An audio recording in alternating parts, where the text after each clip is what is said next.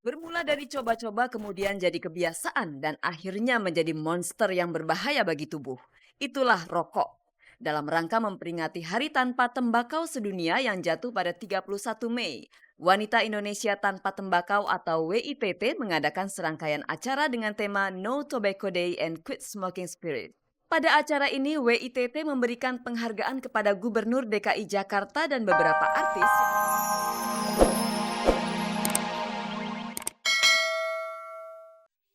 Selamat pagi pemirsa, selamat bergabung kembali di Gospot. Senelana akan menghantarkan gosip-gosip serta berita-berita pilihan dari kalangan selebriti untuk Anda. Tak ada yang ditambahi, tak ada yang dikurangi, dan tak ada yang memanas-manasi. Dan seperti biasa pemirsa, ada kuis berhadiah 3 juta rupiah untuk 3 orang pemenang. Kalau Anda mau hadiahnya, jawab pertanyaan kuisnya. Caranya mudah sekali, ketik guess, spasi jawaban A atau jawaban B, dan kirimkan via SMS ke nomor 6288. Jadi simak beritanya dan jawab pertanyaan kuisnya di akhir tayangan nanti. Bersama Gospot Anda tak perlu was-was ketinggalan berita dan pemirsa. Inilah sajian segar dari meja redaksi Gospot untuk Anda yang memang haus akan berita-berita dari dunia selebriti. Dengan beragam cara, Romi Rafael, Peggy Melati Sukma, Wanda Hamida, dan Preti Asmara mengungkapkan kepedulian mereka terhadap para korban gempa di Jogja dan sekitarnya. Kemarin, sidang pertama gugatan cerai Ricky Subagia atas Elsa Manoran Nasution digelar. Apakah keduanya berniat untuk saling akur? Deddy Corbuzier dan Kalina percepat proses kelahiran anak pertama mereka. Angel Elga kesengsem akan sosok mantan suaminya, Rhoma Irama. Tantowi Yahya terpilih menjadi wakil Indonesia di ajang berkelas dunia Country Music Association Music Festival.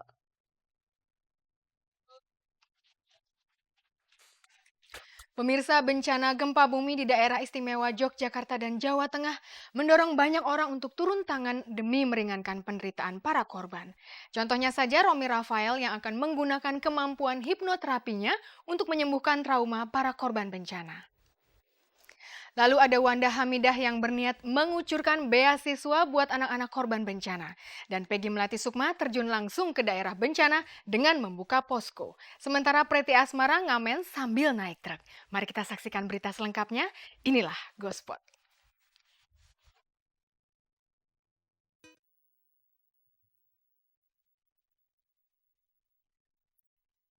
Bermula dari coba-coba kemudian jadi kebiasaan dan akhirnya menjadi monster yang berbahaya bagi tubuh.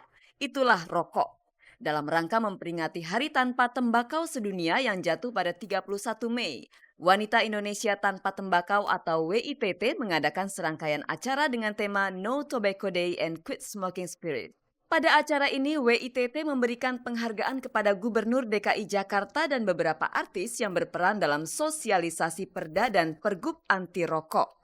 Selain itu diadakan penandatanganan kerjasama antara WITT dengan hipnoterapis Romi Rafael untuk mengkampanyekan bahaya rokok. Romi sanggup menolong para pecandu rokok yang ingin berhenti merokok lewat hipnoterapi. Nah, biasanya kalau saya terapi dengan klien saya di ruangan praktek kan cuma berdua one on one. Nah, sekarang kalau ada 200 perokok di satu ruangan diterapiin kan materinya juga sama. Jadi nanti yang akan saya lakukan adalah itu memberikan terapi secara bersamaan di suatu tempat untuk perokok. Jadi membantu mereka agar mereka berhenti merokok selama-lamanya. Dalam waktu dekat, Romi Rafael akan pergi ke Yogyakarta untuk melakukan terapi pasca gempa terhadap para korban bencana dengan hipnoterapi. Menurut Lula Kamal, hipnoterapi sendiri di kalangan ilmu kedokteran belum diterima sepenuhnya karena belum ada penelitian ilmiahnya. Namun tentu saja hal itu tak menghalangi Romi untuk berbuat nyata bagi para korban bencana gempa. Kalau nanya kedokteran, saya bilang yang belum ada itu penelitian ilmiahnya. Jadi sebenarnya waktu pas di Inggris aja teman-teman saya yang memang di bidang hipnoterapi, mereka itu diminta, ayo dong bikin penelitian ilmiahnya supaya bisa masuk ke dunia kedokteran dan diakui gitu. Kalau dunia kedokteran itu kan pada dasarnya semua harus ada penelitian ilmiah.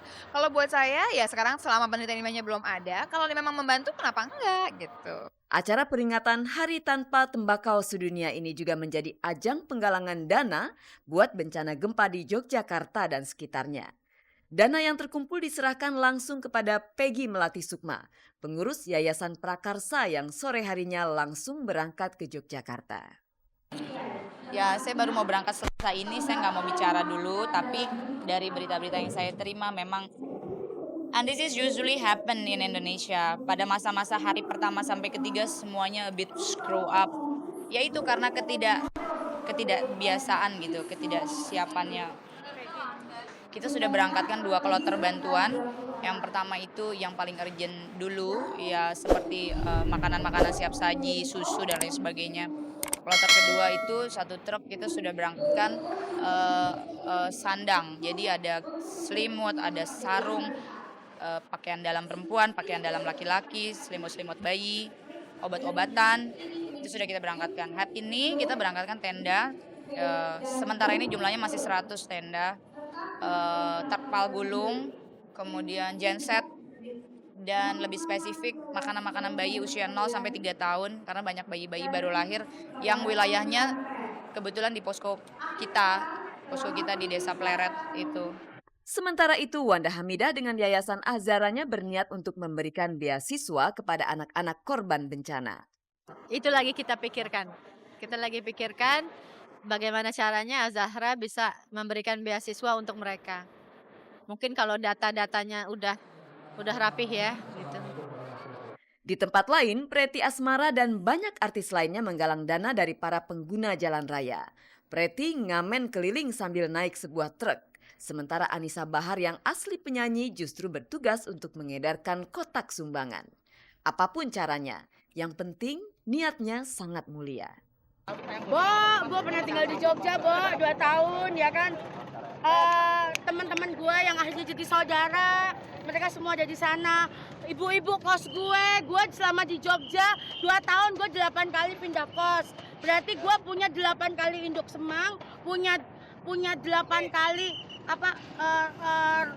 teman-teman satu rumah di mana mereka tinggal di Jogja gitu kan. Sosok lah ya, antusiasnya ya mereka sebagian Karena gini, kalau ngomong mungkin jujur ya sebagian antusias nyumbang, ada yang supir angkot nyumbang, tukang parkir nyumbang, ada mbak-mbak jamu nyumbang, kayaknya berapapun nyumbang, tapi saya berhentiin mobil Mercy aja mereka tetap tidak bergeming. Boy, ya Allah.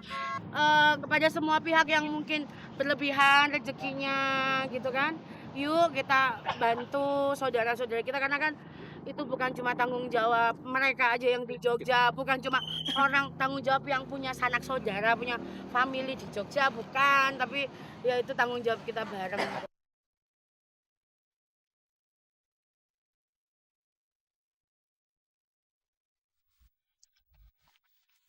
Pemirsa, biasanya suami istri yang sedang menjalani sidang perceraian tidak saling tegur sapa, bahkan usai persidangan mereka pulang ke rumah masing-masing. Berbeda dengan Ricky Subagja dan Elsa Manora Nasution, keduanya tetap pulang ke rumah bersama-sama. Apakah ini pertanda masih tersisa cinta di hati mereka? Kalau bicara tentang cinta, sangat tepat ditujukan buat pasangan Deddy Corbuzier dan Kalina. Bagaimana rasa cinta mereka tidak meluap? Soalnya Deddy dan Kalina sedang menunggu kelahiran anak pertama mereka. Kita ikuti dulu liputan dari sidang cerai Ricky dan Caca berikut ini.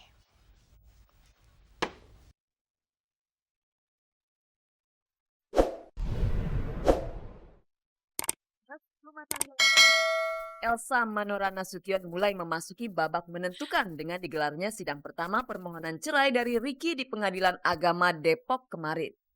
Sidang pertama ini akan memaksa keduanya untuk berpikir sekali lagi tentang kemungkinan untuk berdamai.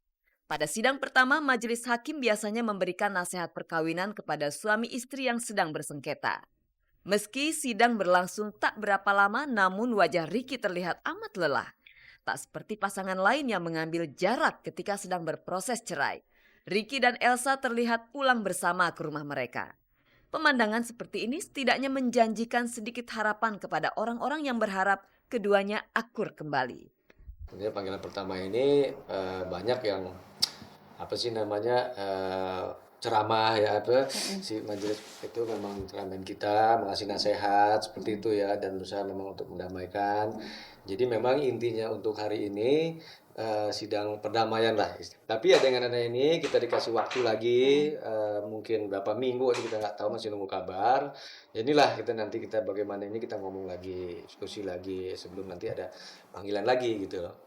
Artinya walaupun kita ada dalam proses ya, dan sekali lagi kita bukan jadi juga anak menjadi alasan, tapi memang untuk menjaga itu tetap hubungan kita kan juga harus baik gitu loh ya. Jadi walaupun kita ya sekarang memang lagi proses lah, ada bermasalah orang tuanya gitu kan, kita juga mesti tetap jaga seperti itu.